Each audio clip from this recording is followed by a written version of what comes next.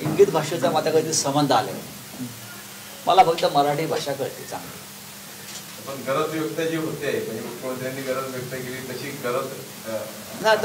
आता असं आहे की मुख्यमंत्री आणि अजितदादा हे एकमेकांच्या जास्त संपर्कात आहे. कदाचित त्याच्यामुळे त्यातून माननीय मुख्यमंत्र्यांना वाटलं असेल की ही सुद्धा भाषा शिकणं गरजेचं आहे सरकार टिकवण्यासाठी.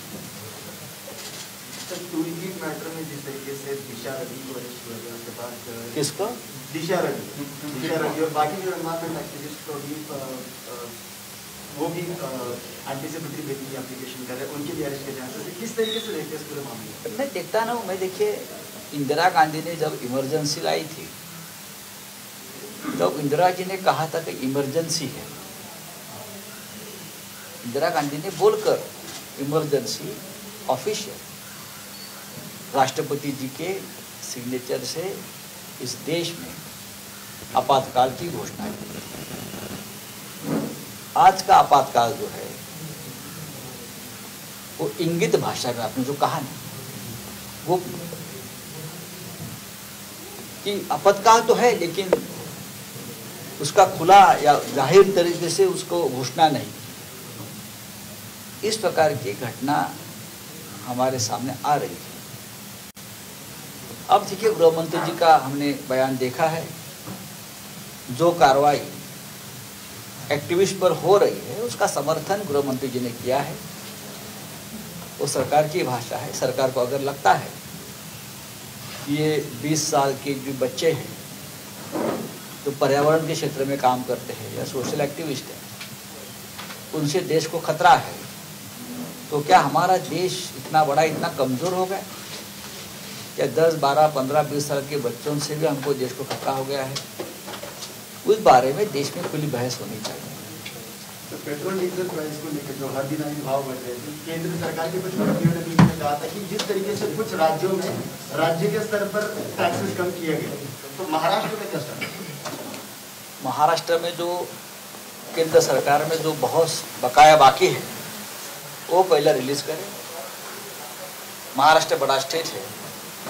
ये जो बात है ये छोटे स्टेट की बात है. मिजोरम या गोवा जैसे छोटे स्टेट में इस प्रकार की बातें हुई होगी, लेकिन किसी बड़े स्टेट में इस प्रकार की बात मेरे सामने नहीं आई है. तो इसी को लेकर जो पेट्रोल डीजल को लेकर हर दिन जो भाव बढ़ रहे हैं क्या भारतीय जनता पार्टी के जो प्रमुख पदाधिकारी है, जो भारतीय जनता पार्टी के जो वोटर्स हैं उनके कमिटेड, उनको कहीं से सस्ते में पेट्रोल डीजल मिल रहा है क्या? उनको महंगाई की आग नहीं लगती क्या? ये पूरा देश का मामला है. क्या उनके अलग से कोई सब्सिडी मिलती है? जीएसटी लावू असं म्हटलं होतं धर्मेंद्र प्रधान, पण 3 वर्ष झालं पेट्रोल डिझेलला जीएसटी काय त्यांचं काही खरं नसतं. दुर्लक्ष करायचं त्यांच्याकडून.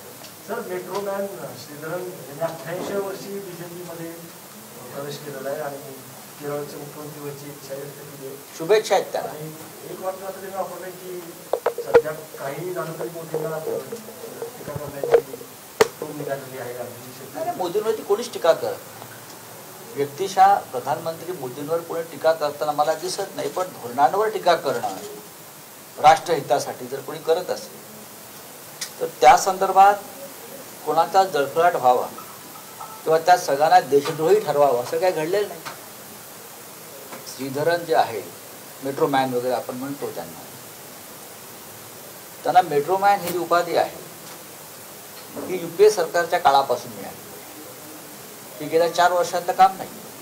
या देशामध्ये मेट्रोचं जाळं असेल, कोकण रेल्वेचं जाळं असेल, हे आधीच्या सरकारनं अनेक वर्षापासून काम सुरू केलं. हे लक्षात घेतलं पाहिजे तुम्ही.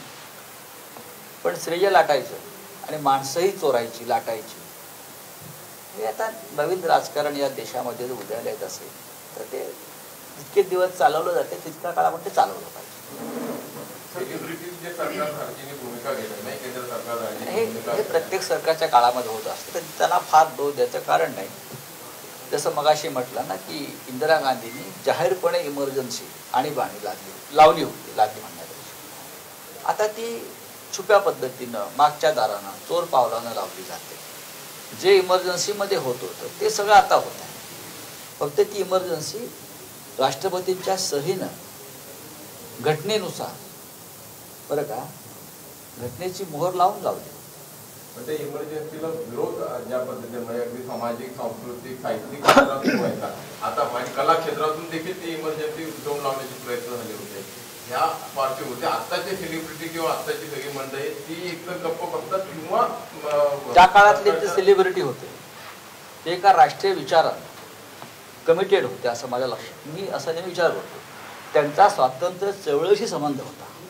अनेक लोक त्या काळात आणीबाणीच्या काळातले अनेक लोक आपण पाहिले असतील, त्यांचा स्वातंत्र्य लढ्याशी, सामाजिक चळवळीशी अत्यंत जवळचा संबंध होता, म्हणून त्यांना ते राष्ट्रीय भान होतं. सर, सामनाच्या अग्रलेखाला म्हणण्यात आले की विरोधकांनी अनेक आंदोलनं केली लॉकडाऊनच्या काळामध्ये अनेक गोष्टी सुरू करण्यासाठी, आणि आज पुन्हा एकदा ते जेव्हा करोनाचे रुग्ण वाढत आहेत त्याला ते जबाबदार आहेत विरोधक. त्यांनीच आंदोलनं केली, मंदिर खुली करा, शाळा सुरू करा. मुख्यमंत्री महाराष्ट्राचे माननीय उद्धव ठाकरे हे दूरदृष्टीचे नेते आहेत. त्यांना भविष्यामध्ये हे संकट कसं वाढू शकेल याचा त्यांनी अभ्यासही केला होता, त्यांनी सत्य समजून घेतलं होतं. म्हणून काही गोष्टी घाईघाईने उघडू नये, अनेक गोष्टी अशा असतील असा त्यांचा हट्ट आणि आग्रह होता. त्याचे परिणाम आपण पाहतो. आणि पण विरोधी पक्ष तेव्हा या सगळ्या गोष्टीचं धार्मिक राजकारण करायला लागल्यावरती हळूहळू काही गोष्टी आपण उघडलेल्या आहेत. आज ही जबाबदारी घेणार आहेत का? मुंबईत रुग्ण वाढत आहेत, अनेक जिल्ह्यांमध्ये वाढत आहेत, त्याची जबाबदारी सुद्धा विरोधी पक्षाने घेतली. विरोधी पक्षाच्या दबावाला बळी पडून मंदिर उघडण्याचा निर्णय घेतला, हा तुमचा प्रश्न चुकीचा आहे. सर, वाजपेयींच्या काळामध्ये प्रमोद महाजन यांनी पुढाकार घेऊन एपीजे कलाम यांना राष्ट्रपती केला असं आम्ही पण ऐकलं असतं. पण कारण चंद्रकांत दादा असं म्हणाले की मोदींनी त्यांना राष्ट्रपती केलं, मोदींनी मुस्लिमांना प्राधान्य दिलं, 3 तलाक असेल किंवा हे असेल. तर हे खरं आहे का? म्हणजे नेमकं कलामांना राष्ट्रपती हा मोदींचा मास्टर स्ट्रोक होता का प्रमोद महाजनांचा? हा अटल बिहारी वाजपेयींचा मास्टर स्ट्रोक होता, तर प्रमोद महाजन सुद्धा होते. सगळ्यांनीच डॉक्टर कलाम यांना पाठिंबा दिला होता. आणि तेव्हा राष्ट्रीय राजकारणामध्ये मोदी नव्हते एवढंच मला माहिती. आमचं ज्ञान कमी असेल कदाचित, आमच्याकडे माहिती कमी असेल, पण डॉक्टर अब्दुल कलाम हे सर्वमान्य उमेदवार व्हावे यासाठी तेव्हा प्रमोद महाजन असतील, अटल बिहारी वाजपेयी असतील, या सगळ्यांचे प्रयत्न होते. आणि डॉक्टर कलाम यांचं नाव हे अटल बिहारी वाजपेयी यांनीच पुढे केलं. आता प्रत्येक गोष्टीचं श्रेय हे काही लोक घेत असतील, पण त्याच्यातून त्यांचं हसं होत आहे आणि लोक त्यांच्या विनोदावर सुद्धा हसतात. जिस तरीके से ड्रग्स को कनेक्शन को लेकर मुंबई में बॉलीवुड का मामला तो पुनः में कहानी का वेस्ट बंगाल में जो बीजेपी की लीडर आपने देखा होगा ना आपके बारे में। मोमिला गोस्वामी, हाँ, उसको तो कोकिन के साथ पकड़ा है ना, पकड़ा है। तो अब यहाँ जो मुंबई में एनसीबी की टीम बैठी है तो वहाँ जाकर जांच करनी चाहिए जोर से। वहाँ मुंबई में 50 ग्राम कोई गांजा पकड़ता है या 200 ग्राम गांजा पकड़ता है तो नेशनल न्यूज़ बन जाती है। इसे पूरा मुंबई ड्रग्स के चपेट में आया है। लेकिन अब धीरे धीरे जो फैक्ट है, जो सत्य है, सामने आ रहा है। सर, दिल्लीच्या सीमेवरच्या शेतकऱ्यांचं आंदोलन सुरू आहे, त्याची तीव्रता हळूहळू कमी होताना दिसते, संख्या देखील शेतकऱ्यांची कमी होते। मोदींनी सांगितलं की कॉल की बरोबर आहे, अजून सुद्धा कुठलीही बैठक कॉल कोणाकडूनही जात नाही। भूमिगत कॉल असतील, भूमिगत कॉल केले असतील, पण ठीक आहे, शेतकऱ्यांचं आंदोलन मला वाटत नाही शेतकऱ्यांची संख्या कमी झाली असेल कदाचित, तुम्ही म्हणताय त्याप्रमाणे गाजीपूरच्या सीमेवर। पण ज्या पद्धतीनं टिकेत जे आहेत नेते हे हरियाणा किंवा उत्तर प्रदेश, राजस्थान अशा भागात जाऊन ज्या महापंचायती घेत आहेत त्यांना जो पाठिंबा मिळतो पंजाबपर्यंत, तर तो पाठिंबा साधा नाही। पंजाबच्या गुरुदासपूरच्या निवडणुकांचे आपण निकाल पाहिले असतील, याच प्रकारचे निकाल ते संपूर्ण पट्ट्यात लागतात। ही सुद्धा आंदोलनाची तीव्रता आहे, लक्षात घ्या। बैठकीसाठी तर बोलवलं जात नाही, 90 दिवस होतात नाही, अशा प्रकारे वेळ काढून हे आंदोलन संपवण्याची जर केंद्राची योजना असेल तर या निवडणुकीच्या माध्यमातून, लोकशाहीच्या माध्यमातून शेतकरी उत्तर देत आहे। ठीक आहे, धन्यवाद। तर एकूण महापालिका निवडणुका आता समोर आल्या, सगळ्या पक्षांनी प्रयत्न सुरू अगदी इकडे पुण्यामध्ये भाजप असेल, राष्ट्रवादी असेल, सगळ्यांनी त्यांच्या आम्ही पुण्यामध्ये आता आमच्या बैठका सुरू आहेत. साधारण एकत्रित निवडणुका लढाव्यात हे सूत्र ठरलेलं आहे. शिवसेना, NCP इतर एकत्र राहतीलच, त्यात काँग्रेसला सुद्धा एकत्र कसं घेता येईल या संदर्भात चर्चा होईल. पण असं ठरलं की तिथे ज्या शहरामध्ये, ज्या महापालिकेत ज्या पक्षाची ताकद आहे त्यांनी पुढाकार घ्यावा, त्यांच्या नेतृत्वाखाली आघाडी स्थापन व्हावी आणि निवडणुका लढाव्या. साधारण हे सूत्र अशा प्रकारे ठरले. तसं मुंबई असेल, ठाणे असेल, कल्याण डोंबिवली असेल, नाशिक असेल, संभाजीनगर असेल, इथे पूर्णपणे शिवसेनेची ताकद आहे. इकडे इतर पक्ष तुलनेत कमी आहे. पण नक्कीच एक गोष्ट मान्य केली पाहिजे की पुणे असेल किंवा पिंपरी चिंचवड असेल, अशा काही महानगरपालिका आहेत तिथे राष्ट्रवादी काँग्रेस पक्षाची ताकद ही शिवसेनेपेक्षा जास्त आहे. तर नक्कीच आम्ही पुण्यात किंवा पिंपरी चिंचवडला कशा प्रकारे एकत्र निवडणुका लढता येतील त्याची चर्चा आम्ही करू. अजितदादा पवारांशी आम्ही चर्चा करू. आणि इथे आम्ही जर आम्ही निवडणुका एकत्र लढायचा प्रयत्न केला तर नक्कीच राष्ट्रवादी काँग्रेस पक्ष हा आमच्यापेक्षा वर राहील त्या जागा वाटपामध्ये. पण एकत्र लढल्याचा फायदा हा नक्कीच सत्ता परिवर्तनाच्या दिशेने जाईल. राज ठाकरे आता मार्च महिन्यामध्ये अयोध्येला जात आहेत आणि त्यानंतर महाराष्ट्राचा दौरा सुरू करतात. करू द्या, काय हरकत. त्याचा काय त्यांनी अयोध्येला गेल्यावर त्यांना नक्कीच दिसलं की तिकडे शिवसेनेनं काय कार्य केलेलं आहे. त्यांनी जाऊन पाहायलाच पाहिजे की अयोध्येमध्ये हे आपलं दैवत आहे, आपली अस्मिता आहे.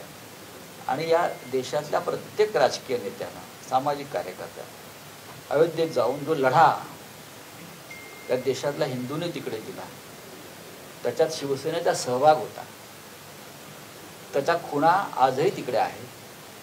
किंवा गेल्या साधारण 1.5 वर्षापासून उद्धव ठाकरे यांच्या नेतृत्वाखाली आम्ही सगळे तिथे जाऊन एक नव्यानं आंदोलन सुरू केलं आणि त्याचा परिणाम म्हणून आज राम मंदिर होताना तुम्हाला दिसतंय. आम्ही चालना दिली त्या प्रश्नाला 1.5 वर्षामध्ये. तर ते जर कोणी जाऊन पाहत असेल आपल्या महाराष्ट्रातले प्रमुख नेते तर आमचं स्वागत आहे. आणि जर त्या तिथे काय मदत लागते तर आम्ही नक्की मदत करू. देवेंद्र फडणवीस यांची मुलाखत तुम्ही घेणार होता, घेऊ ना, घेऊ. एक मिटिंग झाली आम्हाला कळत, पुढं काय चर्चा होत असतात. शेवटी असं की राजकारणामध्ये, महाराष्ट्राच्या राजकारणामध्ये इतर राज्यांसारखं कोणी कोणाशी संवाद तोडत नाही. विरोध असतो, तो विचारांचा विरोध, तो निवडणुकीत असतो. बघू, मुलाखतीबद्दल उत्सुकता आहे तुमची, ती तशीच राहायला पाहिजे. मीटिंग झाली आता, म्हणजे कसं आहे की पेपर परीक्षेच्या आधी पेपर फुटतो की काय असंही वाटतंय. पेपर अजिबात तुटणार नाही, डायरेक्ट रिझल्टच येईल बघा तुम्ही.